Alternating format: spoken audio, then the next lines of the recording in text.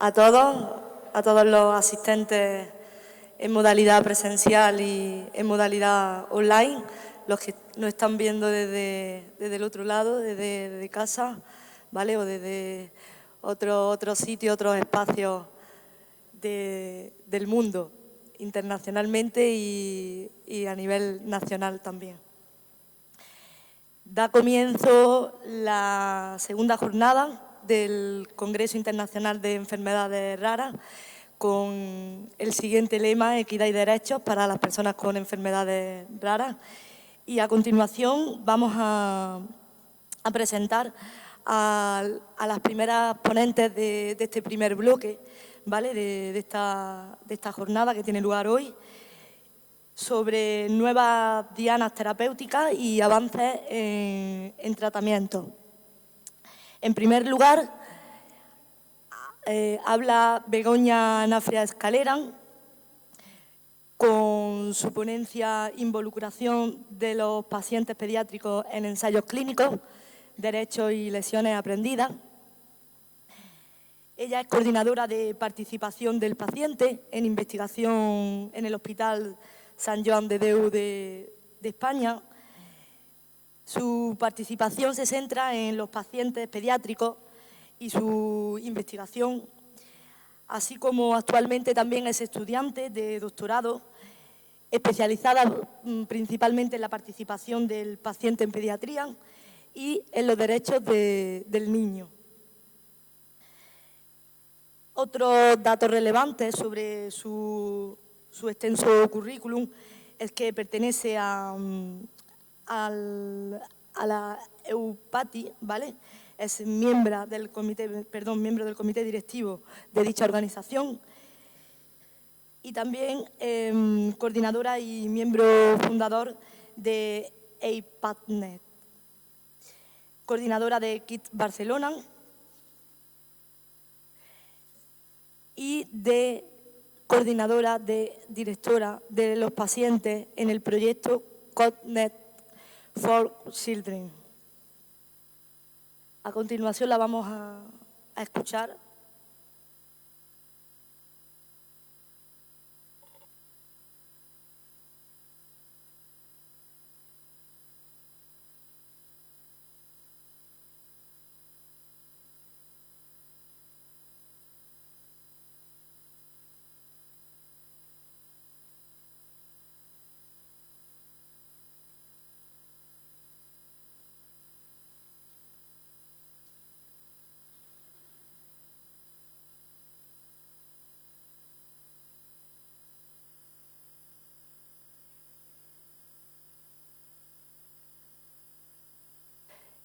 Begoña. Hola, buenos días, ¿me oís? Perfecto.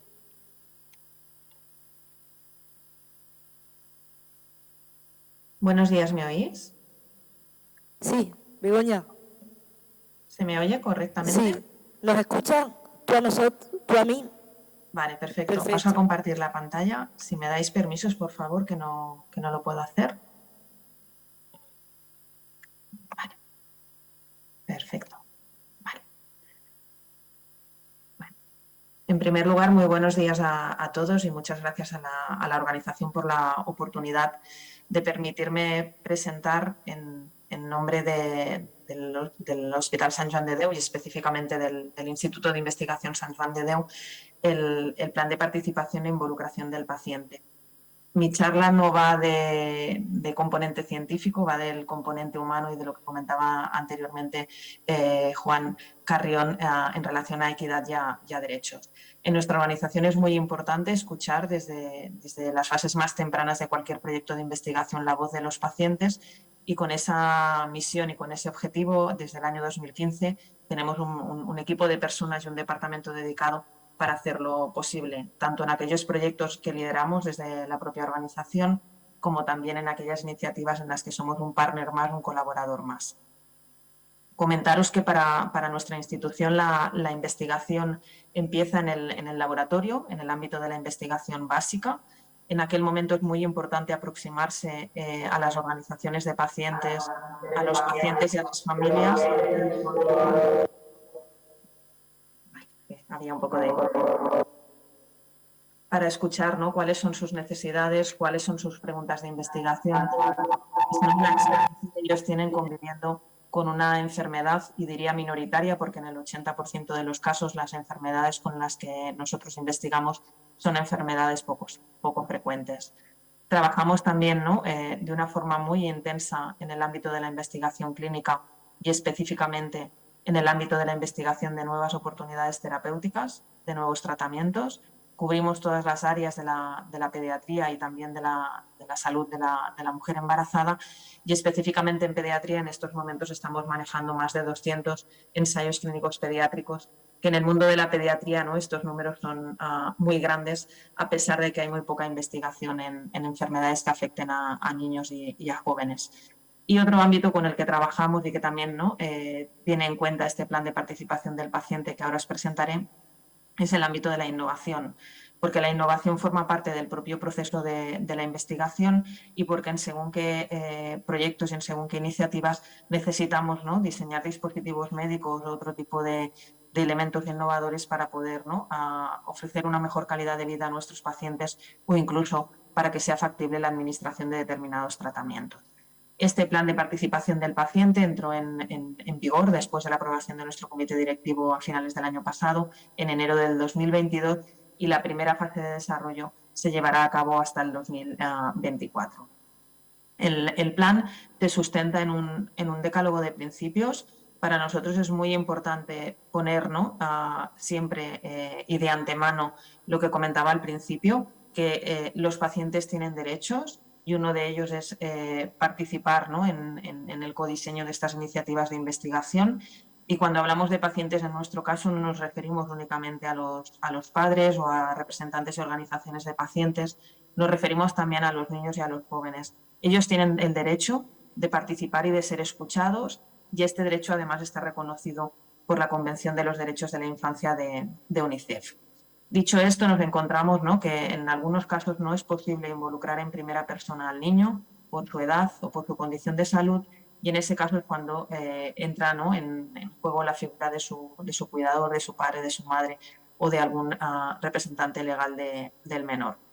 Importante hacer que cualquier actividad en la que los pacientes participen se rija por los principios éticos. Esto es muy importante, y no olvidarnos nunca que son niños. No vamos nunca a trabajar de la misma manera que si organizamos una reunión con padres o con profesionales. Por tanto, todo lo tenemos que pediatrizar, las metodologías de involucración de los niños, pero también, ¿no?, el diseño de cualquier elemento de un proyecto de investigación que vaya directamente dirigido a un menor, como puede ser, pues, un consentimiento informado, una hoja de información o cualquier otro tipo de recurso de material. El principio número 4 es poner en valor, ¿no?, el tiempo que dedican, ¿no?, los pacientes, y en este caso los representantes de los pacientes, las personas adultas, y eso se tiene que recompensar. Tiene el mismo valor ¿no?, a nivel de experto que cualquier otro profesional. Importante poner en valor que la involucración del paciente se tiene que llevar a cabo a lo largo de todo el diseño y desarrollo de un proyecto de investigación, pero que el momento, ¿no?, más significativo es aquel, ¿no?, en el que se gesta el proyecto, en el que se diseña, porque se deciden cosas que después es muy difícil poder modificar. El principio, ¿no?, de la diversidad, y en este caso es diversidad en cuanto a edad, en cuanto a estatus socioeconómico, en cuanto a país. Llevamos a cabo muchas iniciativas que hay un componente internacional muy importante, porque en muchos casos, ¿no?, la aceptabilidad o las demandas o las solicitudes que hacen los pacientes tienen un componente cultural importante, y también en relación con el estándar de cuidado que reciben en sus países. Por tanto, si solo, ¿no?, involucráramos pacientes de un único país, en este caso a nivel español, estaríamos sesgados, porque posiblemente ese proyecto, que va a ser internacional, si solo incluye, ¿no?, la contribución y el feedback de pacientes a nivel nacional, estaría sesgado porque no se ajustaría a la realidad. Importante atender las necesidades especiales. Hay enfermedades, pues, que tienen limitaciones a nivel sensorial o cognitivo, y hay que hacer, ¿no?, que esas actividades sean accesibles para los pacientes.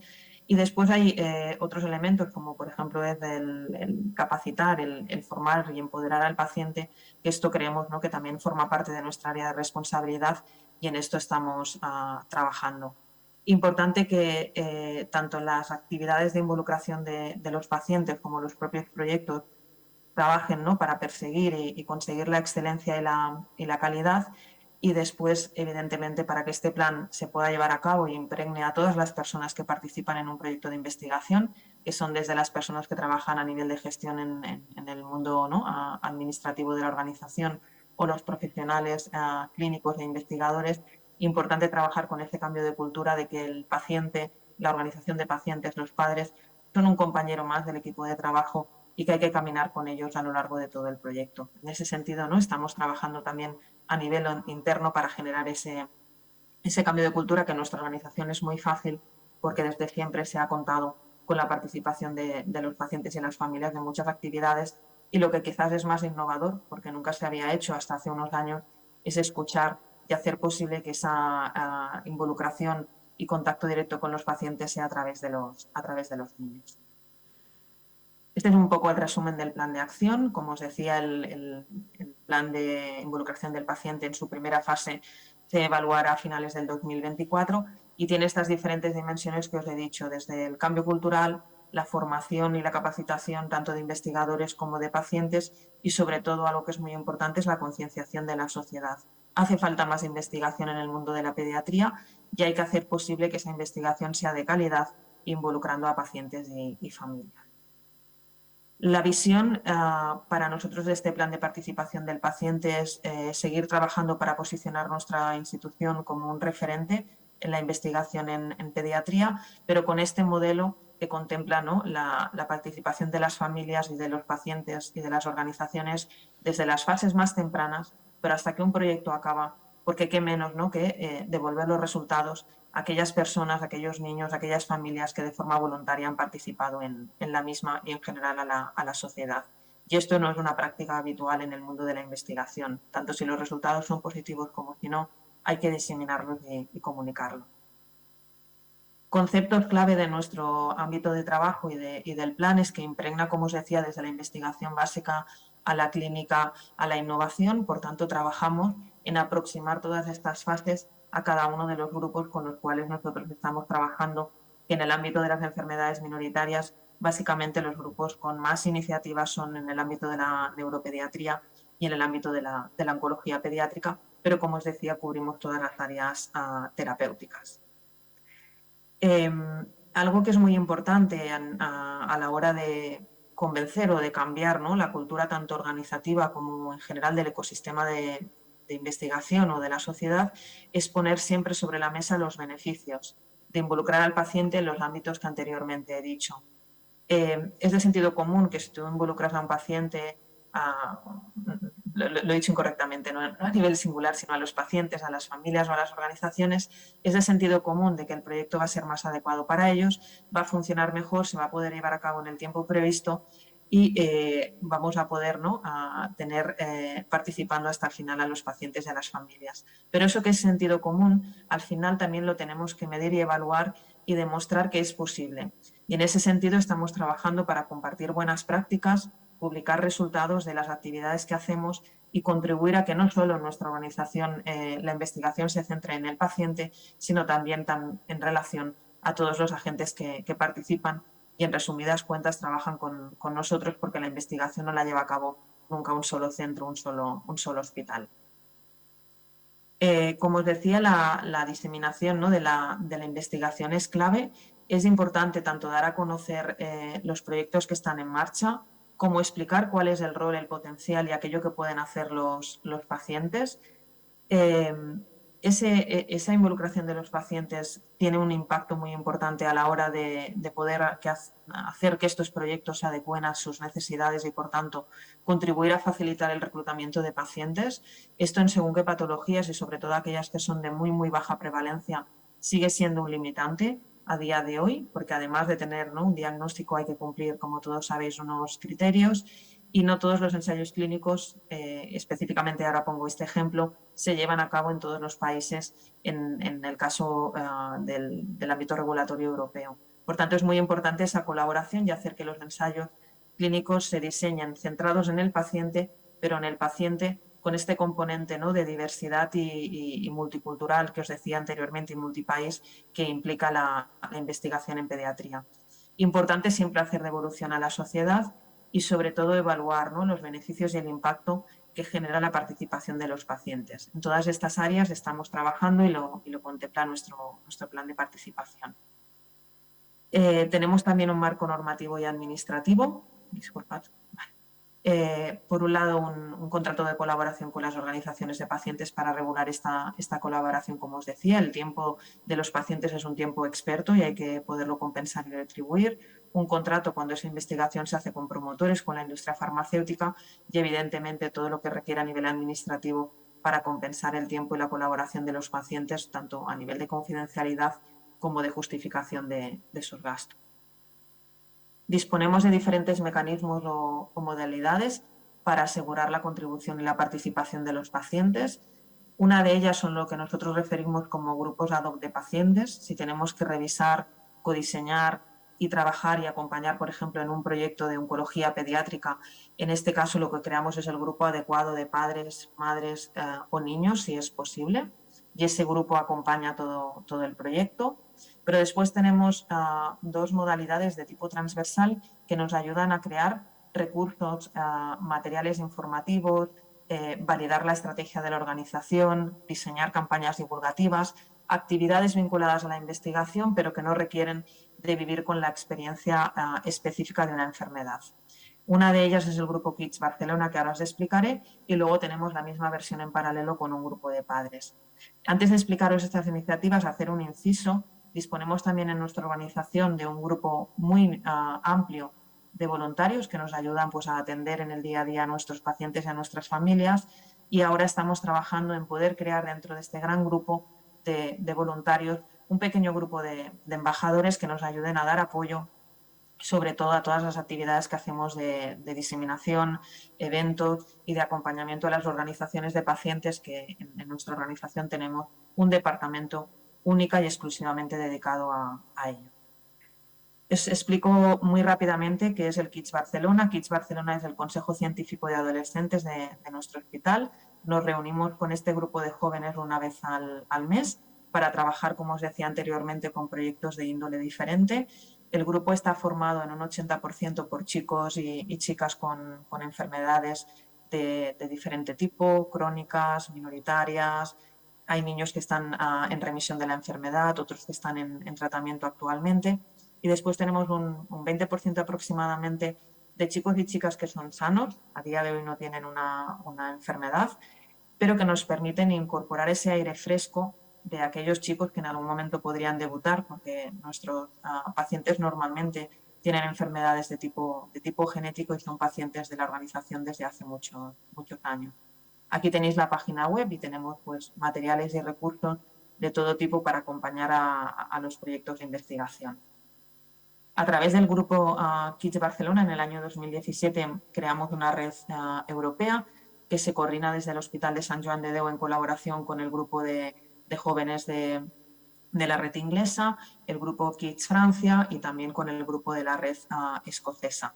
A día de hoy hay más de 30 grupos, similar al Kids Barcelona en toda Europa, con los cuales hacemos proyectos colaborativos, como decía al principio, para poder incluir esta perspectiva de diversidad.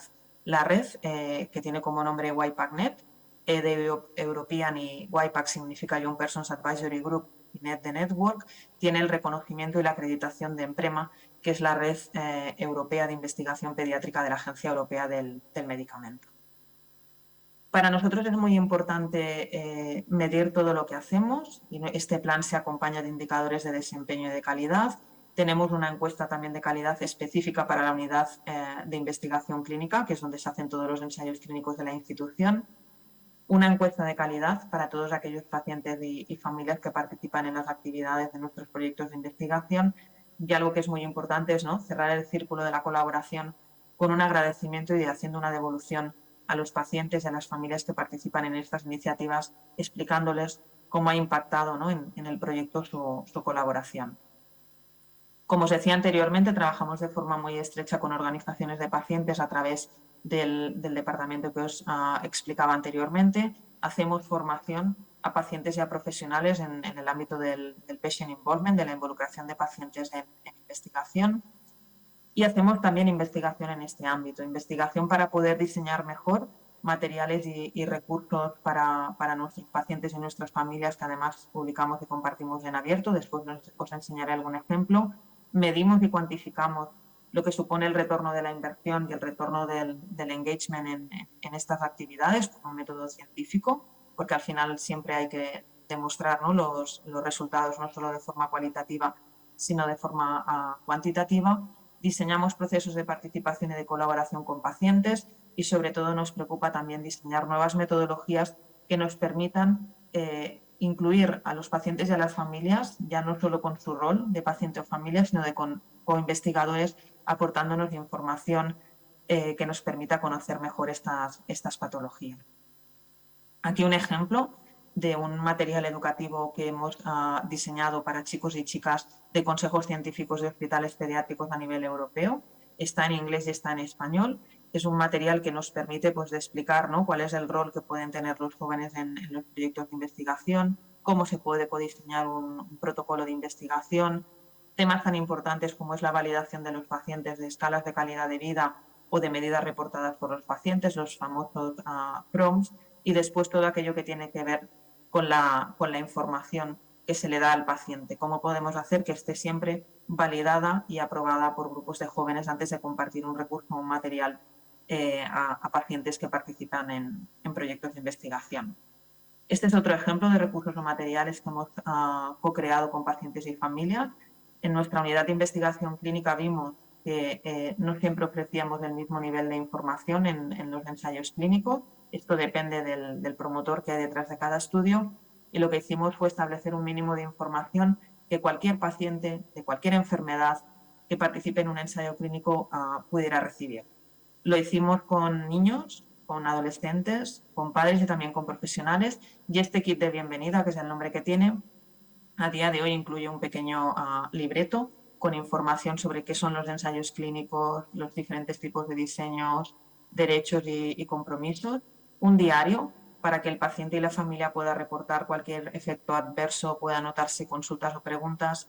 Y hay un pequeño componente de gamificación en este kit de bienvenida, que es un pasaporte donde el equipo de enfermería puede anticipar qué va a suceder en la próxima visita del ensayo clínico, cuándo va a ser, qué pruebas médicas, y después, una vez, ¿no?, que el niño ha pasado por el proceso, se le pone, pues, una pequeña etiqueta y un sello conforme ya ha pasado esa fase, ¿no?, de un viaje que a veces es muy largo y que puede durar años, que es un ensayo clínico. Este es otro ejemplo del ámbito en el que os explicaba que también trabajamos, que es en involucrar como investigadores a pacientes y familias. Es la plataforma Share4Rare, que ya habíamos presentado anteriormente en este congreso, donde recogemos información, datos clínicos, elementos de calidad de vida de pacientes y familias, y podemos hacer investigación normalmente con enfermedades de las cuales, pues, hay muy poca información recogida y analizada. Trabajamos también directamente con iniciativas similares, ¿no?, de investigación participativa, en este caso con jóvenes. Este es un proyecto que hemos iniciado este año, en el que hemos diseñado una plataforma para hacer investigación con adolescentes, en el caso de este ejemplo de pandemias, y en el que también hay un componente de educación, que es un juego que hemos diseñado también con jóvenes en español y en inglés, que nos permite educar para prevenir y manejar futuras pandemias. Solamente son ejemplos para que veáis, ¿no?, la versatilidad de todo lo que hay detrás y del potencial, ¿no?, que tenemos cuando trabajamos de forma muy directa con pacientes y familias. Como os decía, este plan tendrá un primer hito para ser evaluado a finales del 2024. No es un proyecto que tenga fin, sino que es un plan que se va a reevaluar y va a poder contemplar otro nuevo periodo de desarrollo para el periodo 2025-2028. Comentaros que, a pesar de que se lidera y se lleva a cabo desde el área de participación del paciente de la organización, es un plan con el que estamos trabajando con todas las áreas y departamentos de la organización, desde nuestro comité ético, que tiene una labor importantísima en los proyectos de investigación, como os decía anteriormente, la unidad de investigación clínica, los compañeros que trabajan con proyectos competitivos, el equipo de voluntarios, el biobanco. Para nosotros es muy importante que se conozca y se le dé un rol en todos los proyectos de actividad que se hacen en nuestro biobanco a temas tan importantes como puede ser, pues, la escuela de salud de nuestro centro o evidentemente todos los servicios médicos que tenemos en nuestro hospital. Y nada más, esto era lo que yo venía hoy a contaros. Lamento mucho no poder estar con vosotros en persona y ahora me tendré que ausentar, pero en cualquier caso tenéis aquí mi correo electrónico si queréis más información o si estáis interesados de alguna manera en acompañarnos en este viaje, que es, como os podéis imaginar, muy gratificante porque realmente, ¿no?, conectas y trabajas con los beneficiarios de los proyectos de investigación. Muchísimas gracias.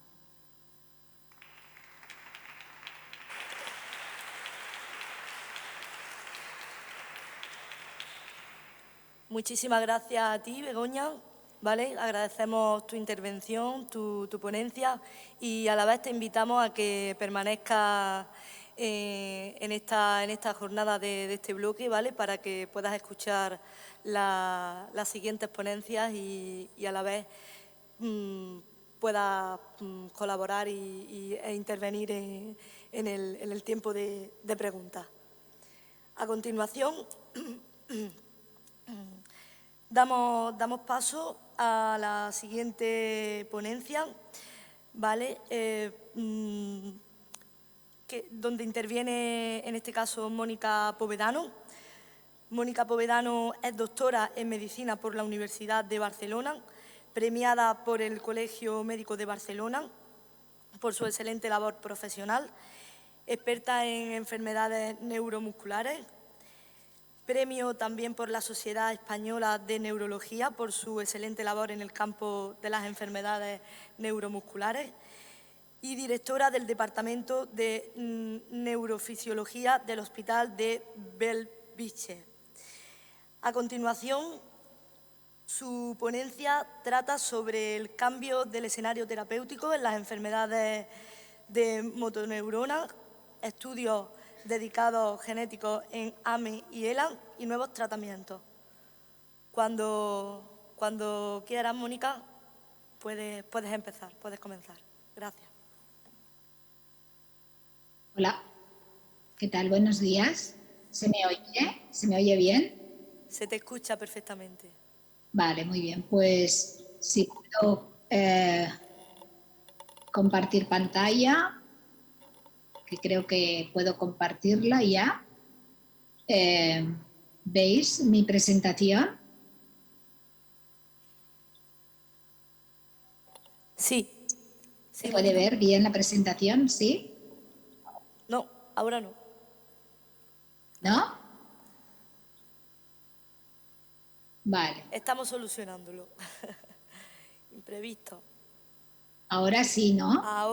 Ahora sí, correcto. ¿Se ve o no? Sí, perfecto. Muy bien, pues un momentito porque se me ha ido al final de la presentación. Un momento. Vale, ahora. Creo que ahora sí está en el principio. ¿Sí? ¿Todo bien? Sí. Vale. Bueno, pues primero de todo, gracias por darme la oportunidad de participar en esta jornada. Enhorabuena por todo el trabajo que hacéis. Y también excusarme por no poder ir, dado que hoy tenía pues, consultas aquí. Yo voy a hablar del cambio que ha significado, el cambio que ha habido en el escenario terapéutico de las enfermedades de motoneurona. Y concretamente me voy a centrar en atrofia muscular espinal en los pacientes adultos y en esclerosis lateral amiotrófica. Entonces, como ya debemos saber, no son enfermedades que tienen un largo recorrido histórico. Por ejemplo, la ELA se describe a finales del siglo XIX por un eminente neurólogo que es Charcot. Durante principios del siglo XX se empiezan a establecer criterios clínicos que ayudan a hacer el diagnóstico. Ya entrado en los años 2000 se establecen las guías de tratamiento con estos estándares de control de los pacientes en unidades multidisciplinares y empieza a aparecer, ¿no?, un nuevo manejo del paciente, no solo porque vas a controlar sus síntomas, sino porque vas a poder aportar más datos a la hora de confirmar el diagnóstico, porque empezamos a conocer genes que están involucrados con la enfermedad y a su vez empezamos a conocer biomarcadores, ¿no?, que nos ayudan a confirmar el diagnóstico y hacer el seguimiento de los pacientes. Como podéis ver, con respecto a los genes relacionados con la enfermedad, el primer gen que se descubrió fue el SOT1 en el año 1993, e insisto en este porque ahora vamos a tener un tratamiento relacionado con esta alteración genética. En el 2011 también hay un hito importante porque se descubre un gen relacionado con la enfermedad, que es una expansión anómala en el cromosoma 9, y esto nos permite ver que la enfermedad de motoneurona pues es un complejo sindrómico porque este gen está también relacionado con demencia frontotemporal, pero como podéis ver en el esquema, existen muchísimos genes ya relacionados con la enfermedad y que se están convirtiendo en dianas terapéuticas. Y cada vez, ¿no?, van aumentando el número de genes que se relacionan con la enfermedad, y esto nos permite a su vez pues, ver cómo el espectro de la enfermedad de neurona motora pues, va de un espectro que puede afectar solo a algo que llamamos la segunda neurona motora, que está localizada a nivel de la médula espinal. También hay genes relacionados más con la afectación de la primera motoneurona, que está localizada a nivel de nuestro cerebro, y después hay muchos genes que, como os decía antes, se solapan con cuadros de demencia frontotemporal y ERA, ¿no? Entonces, todo esto ¿qué hace? Que cambie el escenario de lo que entendíamos de esta enfermedad a finales del siglo XIX, que creíamos que era una enfermedad exclusivamente del sistema motor. Pues vemos que es una enfermedad compleja, que es un espectro sindrómico, que afecta a diferentes neuronas motoras, que tiene diferentes genes relacionados y que además pues, puede tener una afectación en forma de demencia frontotemporal, ¿no? ¿Es importante los genes? Pues sí, son importantes estudiarlos, y esto es algo que insisto tanto a los pacientes cuando vienen a la consulta, que les planteamos la posibilidad de estudiar genes vinculados a su enfermedad, como porque nos van a ayudar a entender mejor, ¿no?, qué es lo que le está pasando, y es importante saberlo porque al encontrar el gen relacionado con la enfermedad sabes la proteína que puede estar alterada, y esto nos ayuda a entender mejor el fenómeno de neurodegeneración. La genética y la ELA pues es importante porque, como bien os decía, se está convirtiendo en una posible diana terapéutica y cada vez se avanza más, ¿no?, en la búsqueda de tratamientos dirigidos contra estos genes, que el desarrollo de nuevas moléculas en ELA avanza muy rápido y en ocasiones va dirigido también contra proteínas que están vinculadas a determinadas alteraciones genéticas, pero sí que es cierto que hay que intentar aumentar la posibilidad de que diferentes áreas geográficas puedan realizar estudios genéticos. Estamos en una mesa que hablamos de equidad en acceso a tratamientos, pero de equidad también en acceso a correctos diagnósticos, y en nuestro territorio pues no se trabaja de forma homogénea en los estudios, por ejemplo, genéticos vinculados a la ELA. Yo soy una gran defensora de que el paciente con enfermedad de motoneurona debe ser testado para determinados genes, y debe ser testado para determinados genes porque nos va a ayudar a entender primero qué tipo de enfermedad tiene y cuál va a ser su evolución, y debe ser testado porque cada vez vamos a tener más dianas terapéuticas dirigidas contra estos genes.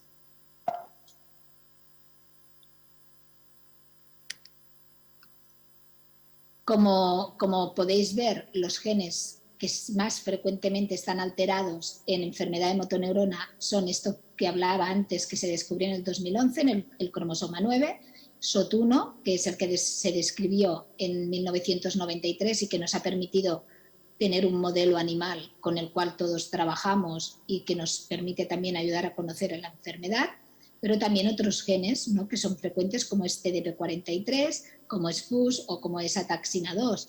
Y FUS y sobre todo TDP43, sobre todo también muy relacionado a demencia frontotemporal.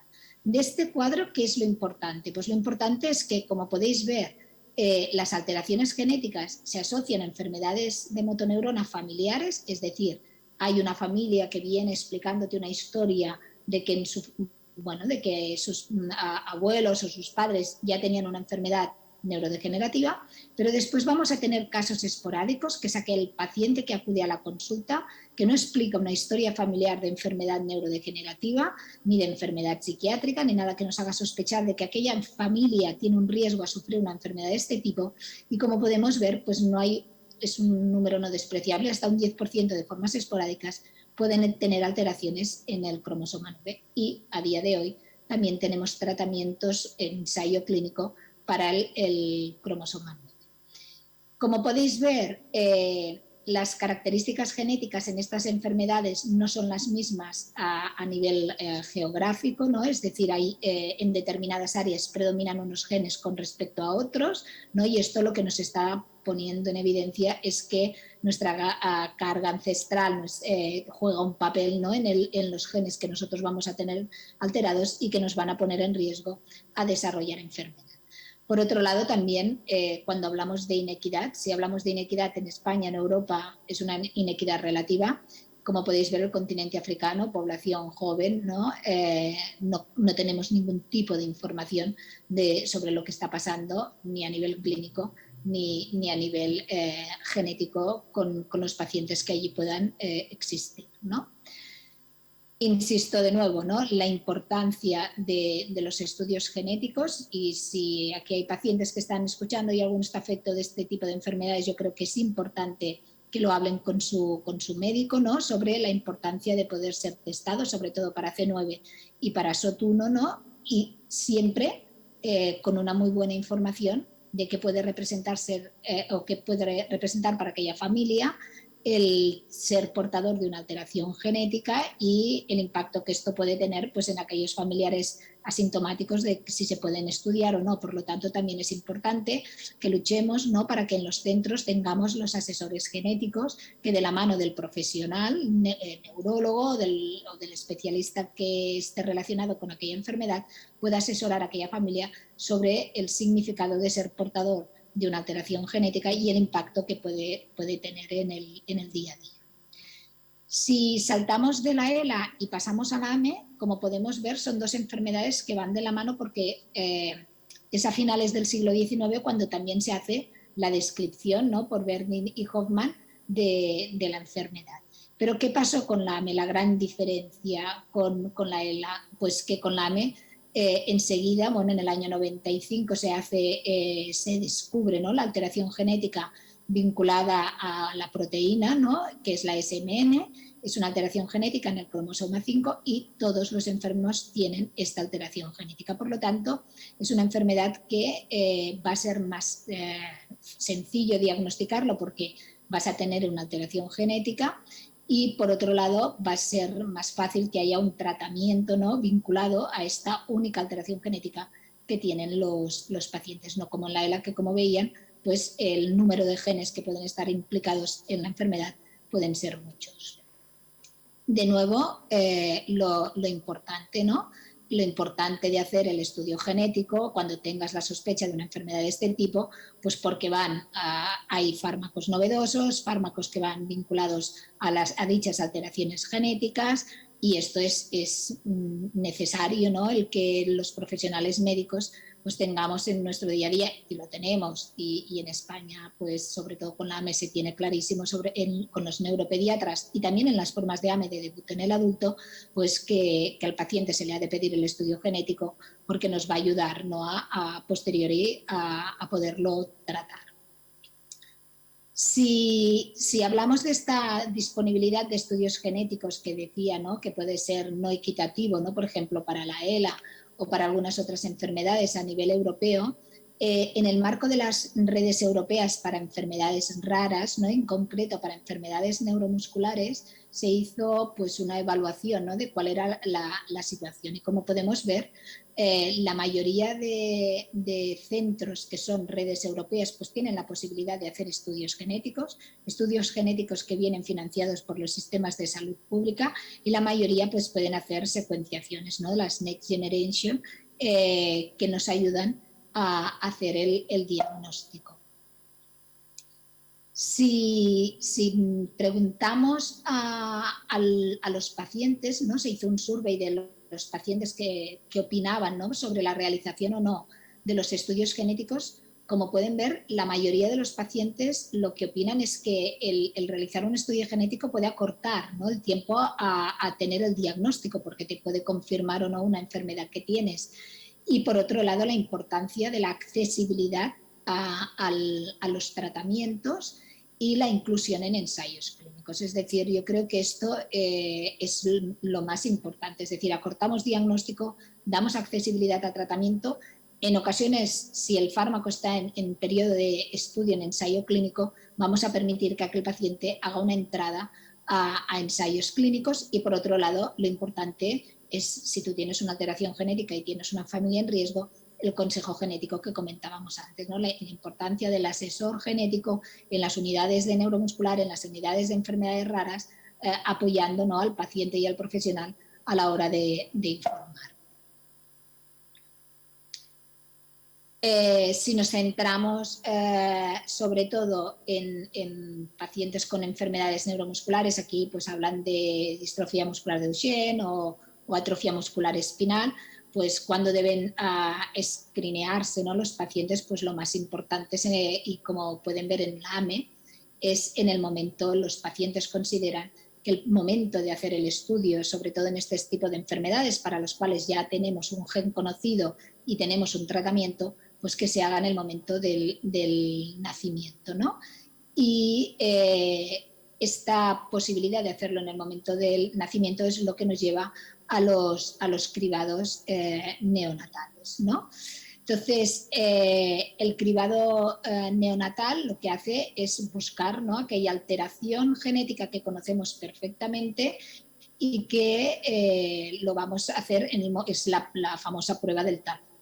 A día de hoy en España este cribado neonatal para la enfermedad, para atrofia muscular espinal, se está realizando en estudios pilotos en Cataluña, se está realizando en Valencia, se está realizando en Andalucía y me parece que se estaba realizando en Galicia, ¿no? Pero estas pruebas pilotos que se están haciendo, algunas financiadas por el Estado y en cofinanciación con laboratorios farmacéuticos, pues deberíamos implantarlas. Y deberíamos implantarlas, ¿por qué? Pues porque, como bien he dicho, la AME es una enfermedad en que su escenario terapéutico ha cambiado drásticamente y estamos con tratamientos, son terapias génicas o que son oligonucleótidos antisentido, que están cambiando el perfil evolutivo del paciente, ¿no? Aquí un poco, no me quiero alargar, no están los criterios por los cuales una enfermedad debe ser incluida, ¿no?, o cumplir criterios para ser sometida a un cribado neonatal, y la AME los cumple perfectamente. Y aquí vemos pues, los países, ¿no?, en los cuales hay posibilidad de realizar cribados neonatales, ¿no? ¿Y por qué es importante el cribado neonatal? ¿Por qué es importante la realización de estudios genéticos? Pues porque, como bien decía, pues están apareciendo tratamientos vinculados, ¿no?, a estas alteraciones genéticas. Si se acuerdan de la tabla anterior en que hablábamos cuáles son los genes más relacionados con enfermedad de motoneurona tipo ELA, pues habíamos dicho que eran el SOT1, C9 y el FUS. Pues bueno, a día de hoy tenemos ensayos clínicos, ¿no?, ensayo ya acabado y en proceso de aprobación por las agencias regulatorias para pacientes portadores de SOT1, ensayo clínico con C9 y ensayo clínico con FUS, y también tenemos un ensayo clínico con ataxina 2. Si no conocemos estos genes en nuestros pacientes, si nosotros no testamos estos genes, no vamos a poder ni proponer tratamientos que puedan haber sido aprobados, ni vamos a poder proponer a los pacientes la posible entrada en ensayos clínicos. Situación diferente ya para la AME, ¿no?, porque en la AME ya tenemos fármacos aprobados, tenemos oligonucleótidos antisentido aprobados, ¿no?, Nusinersen, Spinraza, tanto para la enfermedad pediátrica como para adulto. Para niños tenemos la terapia génica aprobada también y con financiación pública. Y después estamos pendientes de aprobación del Risdiplam, ¿no?, por parte de la agencia y de pactar precio, ¿no?, por el gobierno español para Risdiplam en el tratamiento de la ¿no?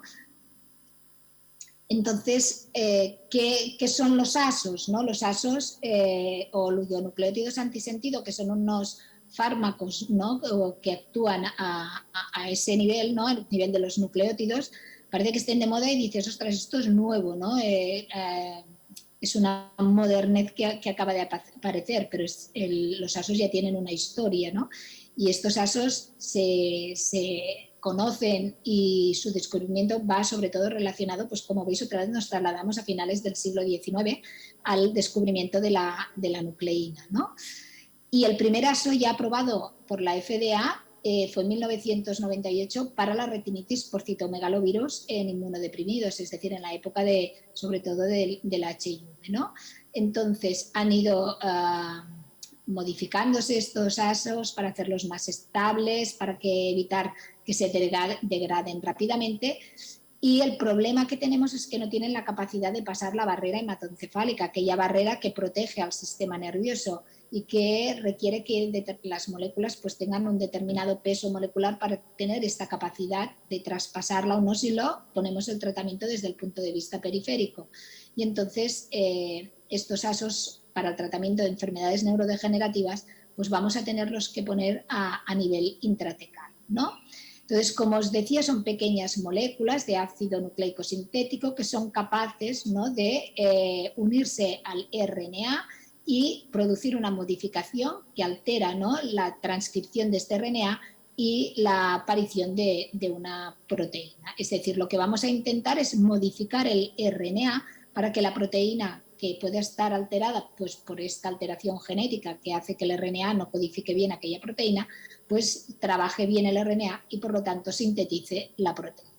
Como os decía, problemas que no pasan barrera hematoencefálica y que por lo tanto van a tener que ser de dispensación intratecal. En el caso de, bueno, pueden actuar de diferente manera, ¿no? Es decir, pueden actuar el oligonucleótido pues alterando modificando el splicing, que el splicing no es más que las zonas que tenemos en nuestros genes que no son leídas, ¿no? Y que si estas zonas no leídas a la hora de realizarse la transcripción del RNA para la creación de proteína son leídas de forma incorrecta porque tenemos una alteración a ese nivel, pues vamos a tener un problema en la síntesis de proteína. Entonces, básicamente, el principal mecanismo en el que actúa el oligonucleótido es a este nivel, es decir, vamos a intentar modificar estas zonas que todo y que no se leen, ¿no? Tienen un papel importante a la hora de transcribir el RNA y convertirlo en una proteína para que dé lugar a una proteína que, por ejemplo, en el caso de la AME, sea una proteína adecuada y que permita que la motoneurona sobreviva más tiempo. Entonces, ¿por qué es importante tratar a los pacientes con una enfermedad rara como es la atrofia muscular espinal? ¿Y por qué es importante tratarlos aunque tengan una edad adulta? Porque muchas veces cuando tú hablas con compañeros neurólogos o cuando hablas con las autoridades te dicen, bueno, es que este paciente ya nació con esta enfermedad, ya tiene una evolución y poco vas a modificar, ¿no?, el curso evolutivo de esta enfermedad. Por lo tanto, no le estás dando esta oportunidad de ser tratado pues por el hecho de esto, de que piensas que es una enfermedad neurodegenerativa crónica y que ya el paciente la tiene y ha llevado su tiempo de evolución y poco podrás actuar. Bueno, pues esto no es cierto porque se sabe perfectamente que las AMEs que se dividen en diferentes tipos y sobre todo las AMEs del adulto, que son las que llamamos tipo 2 y tipo 3 y algún tipo 4, son enfermedades que claramente tienen un curso evolutivo a la progresión, es decir, son enfermos que van a progresar a lo largo de su vida con un empeoramiento, ¿no?, con una pérdida funcional progresiva, ¿no? Y esto está más que publicado y conocido, ¿no?, de que van a ir perdiendo con los años la deambulación, ¿no? Y a partir de los 40 años, pues la mayoría de pacientes, aunque tengan una AME tipo 3, que en teoría es menos agresiva, pues van a necesitar ayuda para deambular y van a utilizar pues sillas de ruedas, apoyos o van a tener dependencia de otras personas en su vida diaria, ¿no?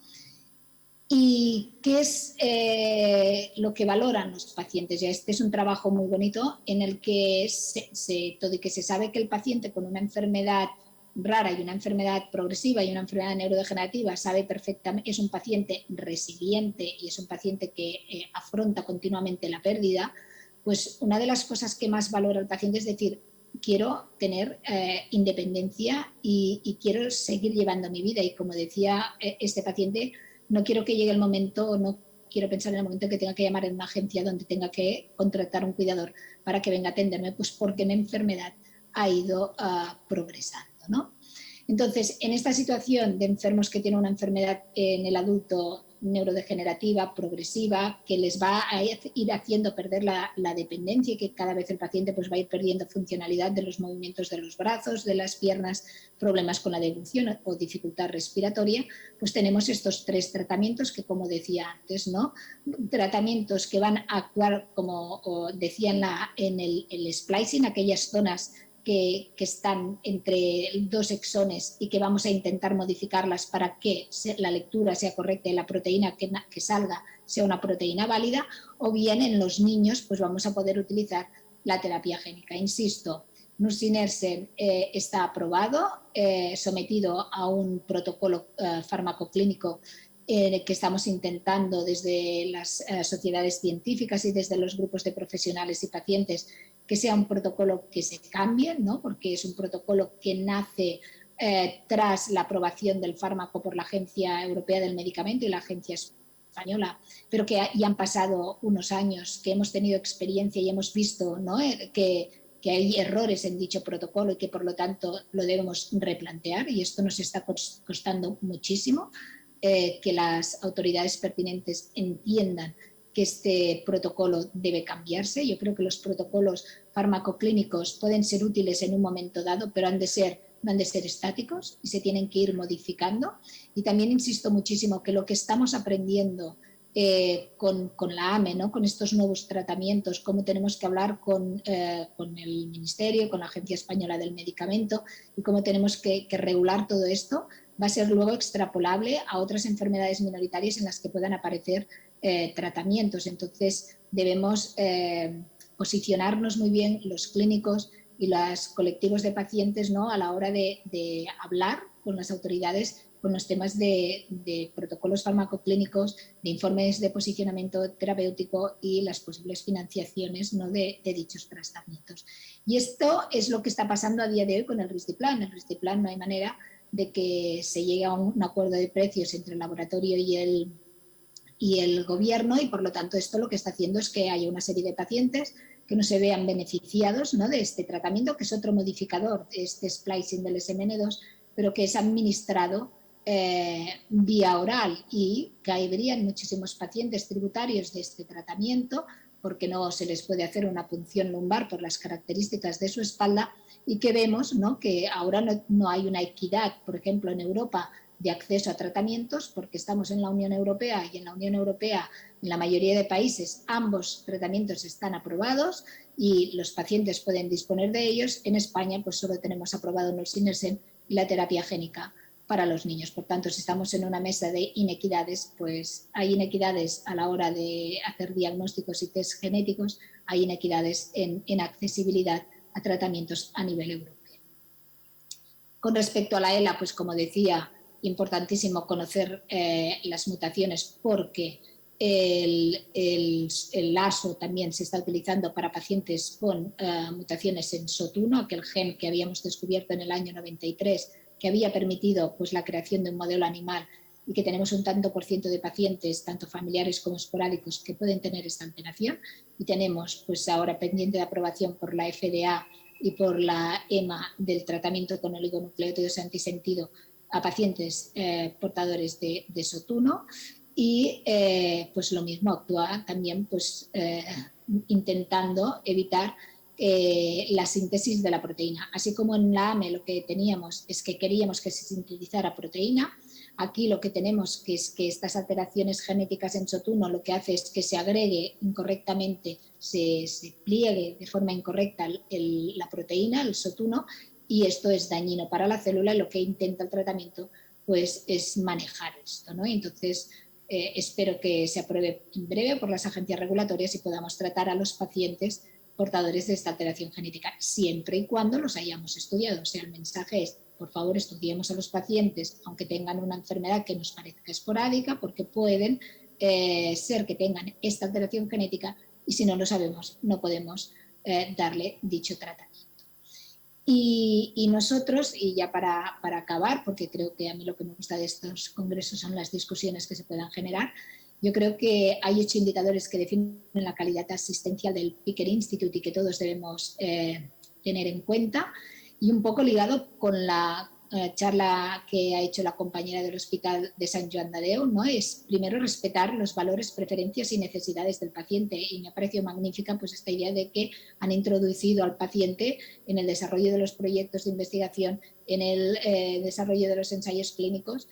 Y lo que vamos a buscar con estos tratamientos, y según el Piquer Institute, solo por decir algunos que yo considero importantes, es conseguir la máxima calidad de vida posible, ¿no? de los pacientes que tenemos con enfermedades minoritarias, con una implicación de las familias, que debe haber un apoyo emocional, que debe haber una atención comprensible, o sea, multidisciplinar, y una información que siempre sea comprensible por parte del paciente y la familia, y sobre todo, como bien se plantea, con equidad, ¿no? Con obtener la máxima accesibilidad posible a los servicios. Es decir, ha de haber una equidad en el manejo de las enfermedades minoritarias a nivel del Estado español, con el acceso no solo a los tratamientos que puedan haber, sino con el acceso a las unidades clínicas, ¿no? que unen la excelencia o la experteza, pues porque aglutinan pacientes con determinadas patologías.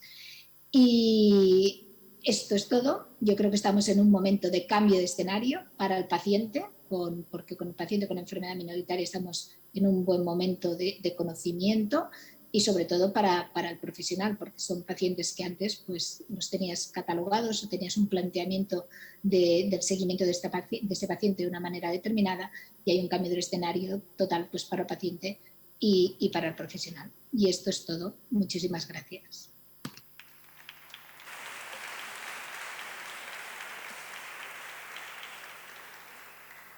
Muchísimas gracias, Mónica. Agradecemos tu intervención, tu ponencia, y te invitamos a que, por supuesto, permanezcas hasta el final del bloque, ¿vale? Para que podamos compartir y entre todos podamos sacar conclusiones y podamos hacer o realizar las preguntas que los asistentes, tanto en modalidad online como presencial, tengan o propongan. ¿De acuerdo? Muchísimas gracias, Mónica. A continuación, vamos a presentar a María del Mar Bueno Delgado. Ella es licenciada por la Universidad de Sevilla, máster en enfermedades raras, UNIA y máster en enfermedades lisomosales por la Universidad de Alcalá de Henares.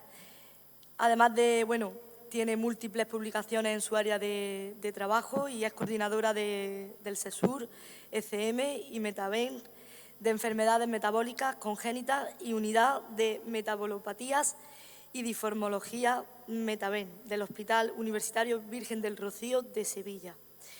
La ponencia que nos va a impartir en este momento trata sobre la detención y tratamiento en las enfermedades raras en Andalucía. Sin más, María del Mar, cuando tú quieras. Buenos días, soy María Bueno Delgado, pediatra, especialista en enfermedades metabólicas hereditarias, coordinadora del CESUR del Hospital Virgen del Rocío de Sevilla y de la Metaen de este mismo hospital. Querría ante todo agradecer a la organización el haber contado conmigo para participar en esta mesa redonda, y a todos ustedes por estar presentes en esta jornada sobre estudio y conocimiento de las enfermedades raras. A continuación voy a presentarles el trabajo que he realizado para ustedes, en el que les hablaré de la detección y tratamiento de las enfermedades raras en Andalucía, de cuál es la situación actual de estas patologías en nuestra comunidad.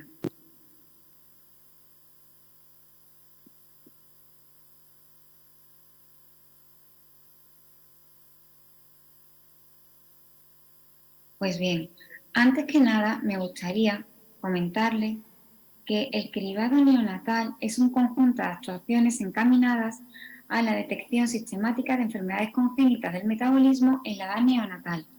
Con esto vamos a buscar localizar entre la población normal a individuos de alto riesgo que de forma espontánea podrían desarrollar patologías graves, y detectándolas con el cribado podríamos realizar una prevención secundaria, minimizando las morbilidades asociadas al cuadro que presentan.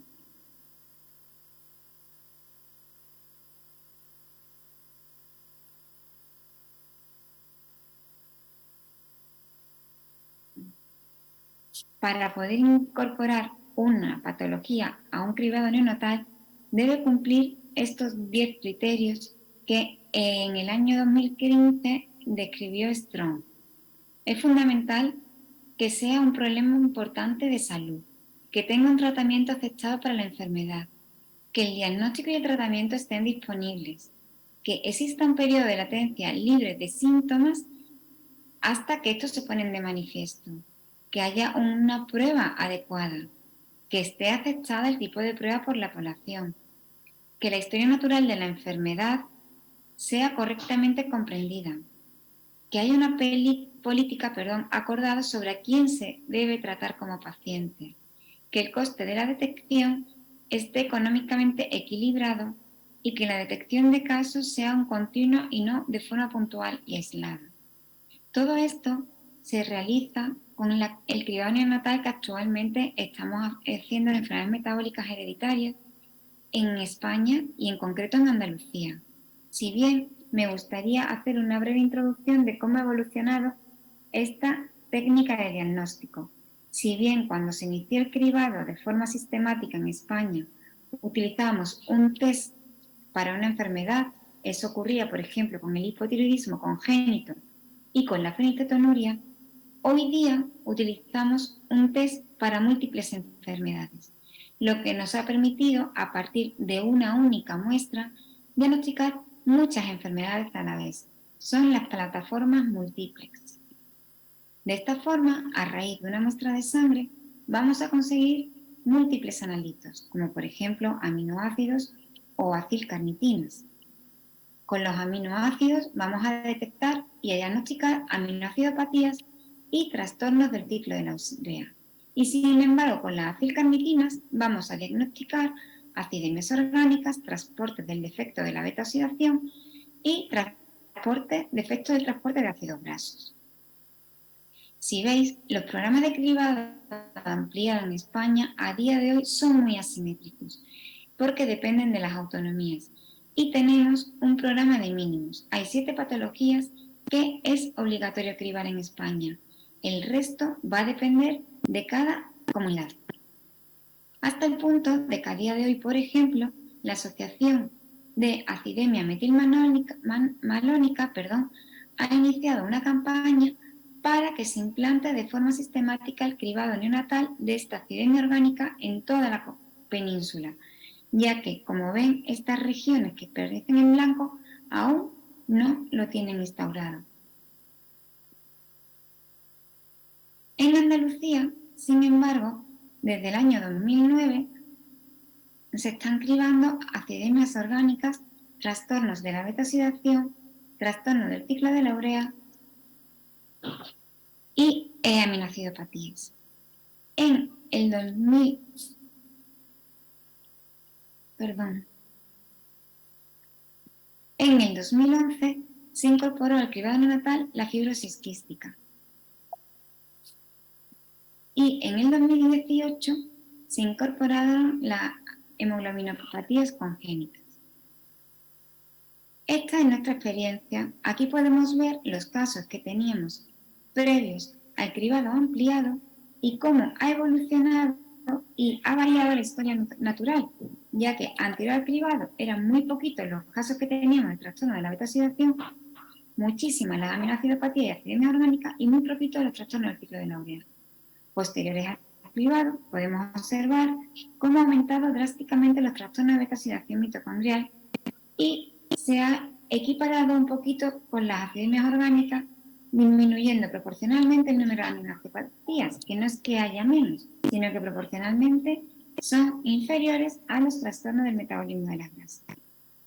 También con el cribado neonatal hemos detectado familiares de recién nacidos, tanto hermanos como progenitores, que son los que aquí aparecen en rosita. Otra anécdota o dato interesante a comentar es que también hemos detectado a partir del cribado neonatal nuevas patologías que a día de hoy pasaban desapercibidas, como es el déficit de aminoacilasa tipo 1 y la hipersuccinilacetoanemia. Es muy importante tener en cuenta que los programas de cribado, para evitar tener resultados falsamente negativos, conllevan tener algunos falsos positivos, que si bien es cierto que implican pruebas de confirmación innecesarias y que pueden generar estrés y ansiedad en la familia, llegando a afectar a la relación padre-hijo, todos sabéis que es mucho mejor pasarnos en el diagnóstico que quedarnos cortos, ya que un falso negativo puede implicar desde una morbilidad excesiva en el paciente que habría sido evitable a cuadros que hayan llevado incluso a la muerte del paciente, por no diagnosticarlos a tiempo. Es muy importante con los pacientes que hayan sido diagnosticados a través de un cribado neonatal que tengan un informe en el que conste el diagnóstico, qué pruebas están en cursos, qué signos y síntomas debe vigilar la familia y qué cuidados se deben tener en cuenta. En cuanto a los tratamientos, me voy a permitir un pequeño inciso y voy a poner de ejemplo la fenilcetonuria por ser la primera enfermedad del metabolismo intermediario conocida y tratada y que ha servido de modelo para todas las demás. A día de hoy, todas tienen en común que el tratamiento más eficaz conocido es la dieta. Algunas, como la fenilcetonuria, disponen ya de tratamientos con chaperonas aptos para un grupo seleccionado de pacientes mediante un test de sensibilidad al tratamiento. A día de hoy está aprobado a nivel de la FDA y por la EMEA, la Agencia Europea y Americana del Medicamento, la terapia enzimática con pegfilgrastim, que a día de hoy en nuestro país no la tenemos todavía disponible. En cuanto a la terapia génica, para fenilcetonuria estaba previsto el ensayo clínico que este centro participaba y ha habido que posponerlo por incidencia en el modelo animal. Si bien se está subsanando y próximamente volveremos a comenzarlo. En cuanto a la terapia enzimática, comentar que también hay terapia enzimática en estudio a día de hoy para el déficit de arginasa tipo 2 y están previstos estudios de terapia génica para acidemia metilmalónica y para glucogenosis, que esta última se está en estudio actualmente para la 1A en el Hospital Santiago de Compostela. También hay ensayos con terapia génica para déficit de ornitina transcarbamilasa. En cuanto al tratamiento con fibrosis quística, a día de hoy se trataban, a día de hoy no, hasta hace relativamente poco se trataban exclusivamente las manifestaciones y las alteraciones derivadas de la alteración en la proteína transmembrana que iba a producir un cambio en la alteración del intercambio iónico, produciendo que las secreciones fueran más densas, más espesas, obstruyendo los conductos, produciendo inflamación e infecciones de repetición. Por lo tanto, el tratamiento, hasta hace relativamente poco, estaba orientado a paliar los síntomas derivados de estas alteraciones bioquímicas por las alteraciones genéticas. Sin embargo, en el 2019, la FDA aprobó la triple terapia con moduladores de la proteína transmembrana y en el 2021 el Ministerio de Sanidad aprobó la financiación para mayores de 12 años que portaran al menos una mutación del gen 508D en el gen de la proteína transmembrana combinada con ivacaftor.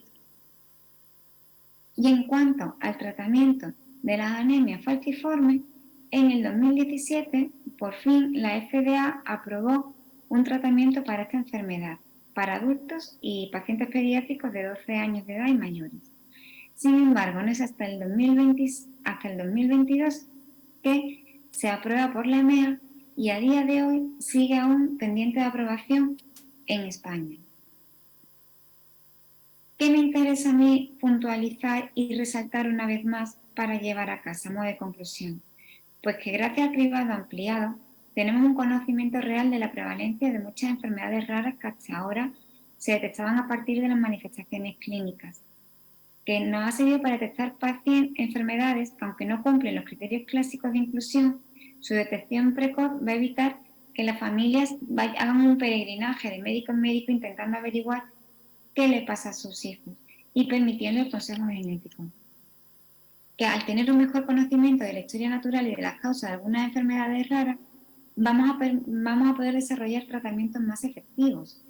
Y también vamos a poder detectar familiares afectos que hasta el momento eran desconocidos, evitando de esta forma el debut espontáneo.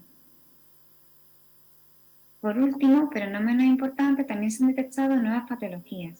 Y me gustaría insistir una vez más en la importancia de que el cribado neonatal ampliado fuera realmente ampliado y diera cobertura al 100% de las enfermedades metabólicas hereditarias, como la mucopolisacaridosis, la adrenoleucodistrofia y las alteraciones del metabolismo de los hidratos de carbono, que si bien en algunos países y en algunos estados de Estados Unidos ya se están cribando, pues todavía en nuestra comunidad no lo tenemos disponible.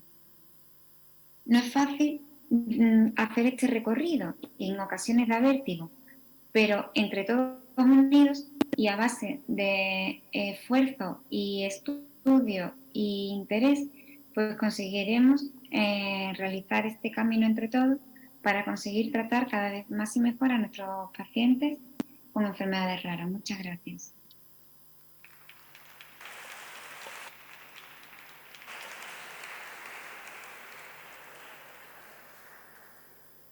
Muchas gracias, María del Amor. A continuación, pasamos al turno de preguntas, ¿vale? Y, bueno, empezamos, cuando queráis.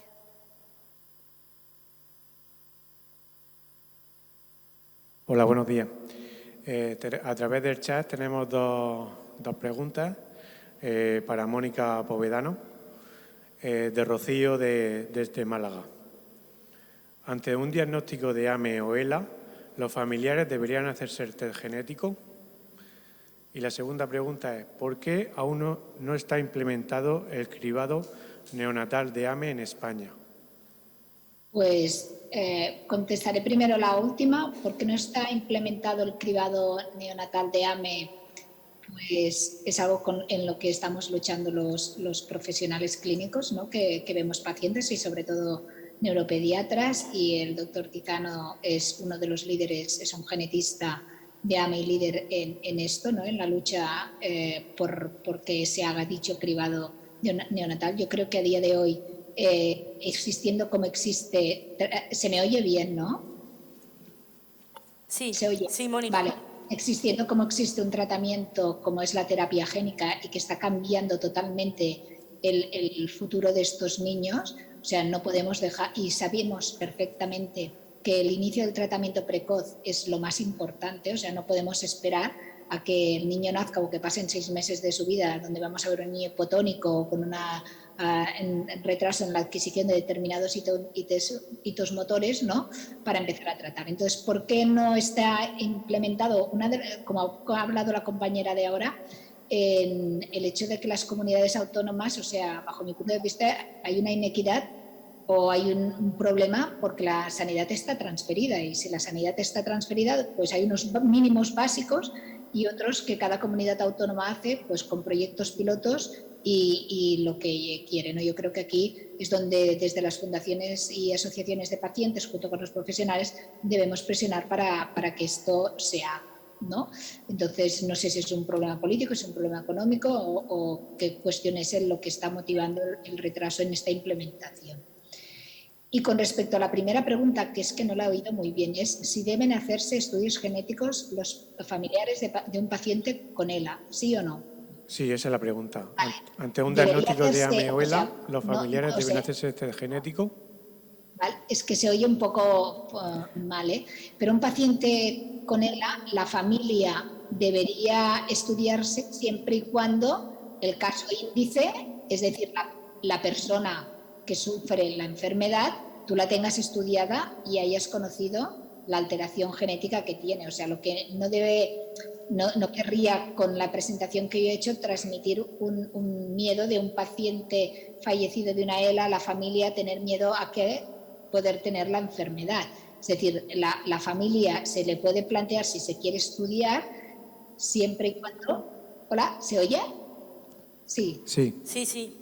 Y vale, la familia se debe estudiar siempre y cuando tú al paciente, el sujeto enfermo, sepas qué gen tiene alterado. Y la familia se debe estudiar siempre que quiera y con toda la información que debe tener con respecto a aquel gen. Es decir, algunos de los genes vinculados a la ELA tienen lo que se llama una penetrancia variable, es decir, que no sabes al 100% si aquel sujeto con el gen alterado va a desarrollar o no la enfermedad y qué tipo de enfermedad va a desarrollar, si hará una demencia o hará una ELA.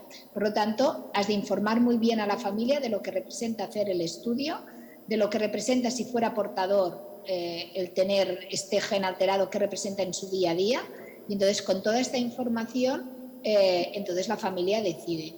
Yo como médico e investigadora, claro que me interesa o me gustaría que los familiares estudiaran. ¿Por qué? Pues porque, por ejemplo, ahora también hay estudios en portadores asintomáticos de genes vinculados a enfermedad neurodegenerativa, se está intentando mirar determinados biomarcadores que nos avisen precozmente de que aquel sujeto puede tener una alteración de sus neuronas motoras y por lo tanto le está ya poniendo en riesgo a desarrollar enfermedad, por lo tanto esto. Pero si tú no conoces el gen del paciente, no tiene ningún sentido que la familia se estudie.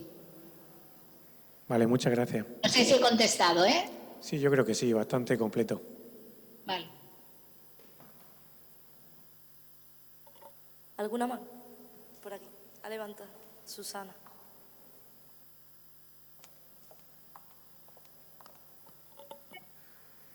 Hola, buen día. Gracias a todas las ponentes. Mi pregunta también es para la doctora Mónica.